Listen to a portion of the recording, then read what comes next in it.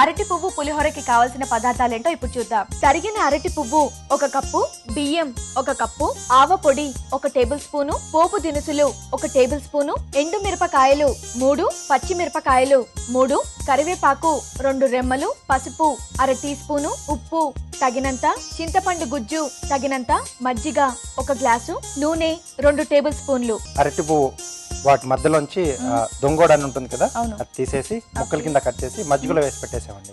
మజ్జిగలో ఎందుకు వేసారు? దీనివల్ల ఏంటంటే కొంచెం ఒగరు తగ్గుతుంది, కొంచెం ఒగరుగా ఉంటుంది లైట్ గా, అలాగే నల్లబడకుండా ఉంటుంది. ఓకే, ఇలా ఎంతసేపు నానబెట్టాలి మజ్జిగలో? కొద్దిసేపు అయితే సరిపోతుంది. కొద్దిసేపు. ఓకే. అలాగే అన్నం కూడా ఇలా పొడి పొడిలా వచ్చే విధంగా ఉడికించి పెట్టేసుకోవాలి. ఓకే. నూనె వేసేస్తాం మనం, ఎండుమిరపకాయలు, అలాగే పోపు దినుసులు వేగిపోయినట్టున్నాయి కదండి? అవునండి. ఓకే. సో దీంట్లో పచ్చిమిరపకాయలు, ఓకే, కరివేపాకు, పసుపు.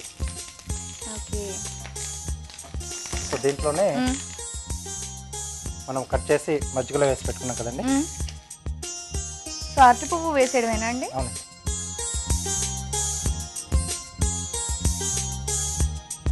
వేగినట్టేనా అండి? వేగినట్టే. ఓకే.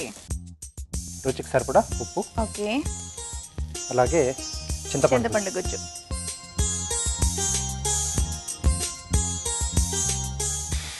ఓకే, ఫైనల్ గా ఇంకా చింతపండు గుజ్జు వేసిన తర్వాత ఒక 2 మినిట్స్ కొంచెం మగ్గనివ్వాలి.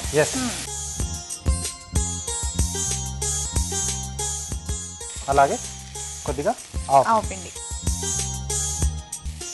ఓకే. ఓకే అండి, రెడీ అయిపోయింది. ఓకే అండి, అరటి పువ్వు పులిహోర రెడీ. ఓకే, వేడి వేడిగా అరటి పువ్వు పులిహోర రెడీగా నా చేతిలో ఉంది.